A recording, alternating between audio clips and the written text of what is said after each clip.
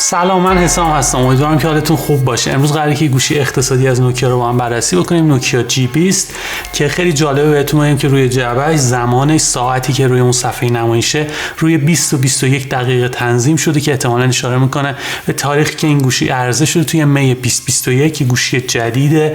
قبلا گوشی نوکیا G10 رو بررسی کردیم و امروز برادر بزرگتر همین گوشی یعنی G20 رو قراره که مورد بررسی قرار بدیم. این گوشی قیمتش توی مهر ماه سال 1400 3,700,000 تومانه و سه تا رقیب داره. یکی گوشی ردمی 9C، یکی گلکسی A12 و اون یکی گوشی اینفینیکس هات 10i که هفته‌های آتی قراره اون گوشی رو هم بررسی بکنم. نوکیا برندیه که از گذشته اعتماد خاصی بین مخاطباش داشته و حالا سعی کرده با گوشی‌های خوش ساخت و آپدیت‌های منظمی که عرضه میکنه این اعتماد رو برگردونه که حالا ببینیم که عملکرد این گوشی به چه ترتیبیه. خب از طراحی اون شروع میکنم. بدنش که از جنس پلاستیک، وزنش 197 گرمه و احتمالاً به خاطر باتری با ظرفیت بالایی که تو این گوشی قرار داده شده، باتری با ظرفیت 5050 میلی آمپر ساعت که خیلی خوبه. یه ماژول دوربین دایره شکل رو داریم که 4 تا دوربین اونجا قرار گرفته به همراه یه فلش LED که پایین همون ماژول قرار داده. پشت گوشی بافت زبری رو داره که باعث میشه که گوشی خیلی راحت از دستتون سر نخوره. گرفتن گوشی هم خیلی حس خوبی رو میده و اون بغلای گوشی انحناهاش یه جوری طراحی شده که خیلی خوش دسته. بعد به این نکته اشاره بکنم که این گوشی توی دو تا رنگ شب و کوههای یخی عرضه میشه. اسمایی که نوکیا روی رنگ‌های عرضه شده میذاره، یکیش همون رنگ آبی خیلی تیره است و اون یکی اینجا توی استودیو رنگ سفیدی که یه مقدار به سمت آبی متمایل. از بابت دکمه‌ای که برای این گوشی در نظر گرفته شده، سمت راست پاور باتن رو داریم که به همراه سنسور اثر انگشت یکی شده و سرعت نسبتاً قابل قبولی داره. بالای اون دکمه برای کم و زیاد کردن صدا. سمت چپ یه دونه درگاه برای قرار دادن دو تا سیم کارت به همراه یه درگاه اختصاصی مموری میکرو SD و البته یه دکمه اختصاصی برای گوگل اسیستنت که هر وقت خواستید میتونید دستیار صوتی گوگل رو به وسیله اون فراخوانی بکنید و خوشبختانه توی منوی این گوشی امکان خاموش کردن اون هم وجود داره. بالای گوشی جک هدفون رو داریم. خوشبختانه توی جعبه این گوشی هدفون هم در نظر گرفته شده که اگه دوست داشتید کیفیت صدای بالاتر رو تجربه کنید به وسیله اون هدفون این امکان برای شما وجود داشته باشه.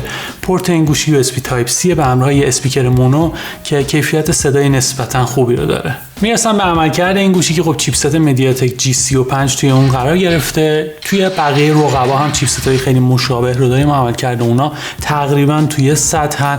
نکته‌ای که وجود داره اینه که میتونید کارهای روزمره رو به راحتی باهاش پیش ببرید. اصلا متوجه لگی نخواهید شد مگر اینکه بخواید برید سمت اپلیکیشن‌های سنگین.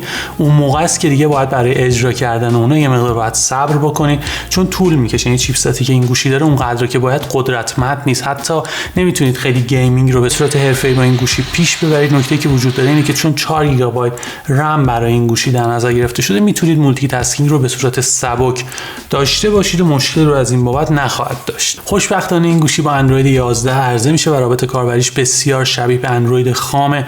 برای اونایی که خیلی ارتباط برقرار میکنن با چنین رابط کاربری قطعا خوششون میاد از این گوشی. باید بهتون بگم که ظرفیت باتری این گوشی همونطور که بهش اشاره کردم 5050 میلی آمپر ساعته و به همراه شارژر 10 واتی که توی جعبه اون قرار داده شده توی 2 ساعت و نیم میتونید باتری رو کامل شارژ بکنید. چقدر دووم میاره؟ نوکیا ادعا کرده 3 روز، ولی توی تستی که من داشتم 2 روز کامل میتونید باهاش کار بکنید که خب بازم خیلی خوبه. درباره صفحه نمایش این گوشی باید بهتون بگم که اندازه 6.52 اینچه، پنلش از نوع IPS LCD و خب رزولوشن HD پلاس رو داره. شارپنسش قابل قبوله ولی خب در مقایسه با پنل‌های فول HD قطعا شارپنس کمتری رو داره. رنگ‌هاش اونقدری که باید مثل پنل‌های OLED زنده نیستن.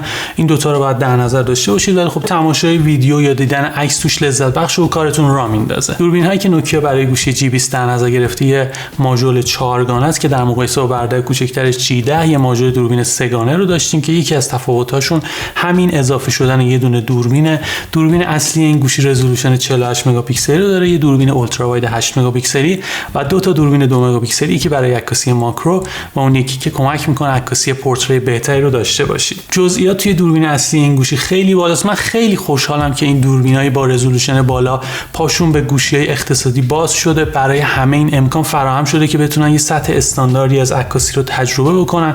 این اتفاق توی این گوشی هم افتاده. اگر بتونید خوب قاب بندی بکنید و به نور توجه بکنید، عکس‌های خوبی رو میشه باهاش انداخت. داینامیک رنج خیلی معمولی رو داره و راجع به دوربین اولترا وایدش باید بهتون بگم که خیلی جزئیات بالایی رو بهتون نمیده، ولی خب همین که یه زاویه دید گسترده‌تر رو بهتون میده کمک میکنه که بعضی جاها بتونید عکسای بهتری رو باهاش ثبت بکنید. میرسم به دوربین ماکرویی که تو این گوشی در نظر گرفته شده. من دوربینای ماکرو زیادی رو تست کردم. این یکی از اون خوباشه، ولی ای کاش که رزولوشنش 5 مگاپیکسلی بود. و از اون ور ماجرا میرسم به دوربینی که برای عکاسی پورتره در نظر گرفته شده که خیلی دقت بالایی رو نداره. این نکته رو حتما باید در نظر بگیرید. و البته دوربین سلفی 8 مگاپیکسلی که خب خیلی عکسای معمولی رو بهتون میده.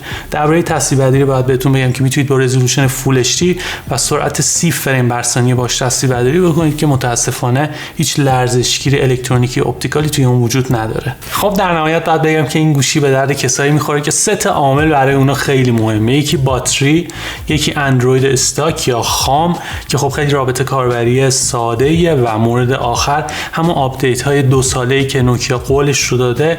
ولی خب انتظار خیلی پردازش سنگین رو از این گوشی نداشته باشید. اگر میخواید گیمینگ رو باش پیش ببرید، پیشنهاد میکنم که این مقدار بودجهتون رو افزایش بدید، برید سمت گوشی‌هایی که چیپست‌های بهتری رو دارن.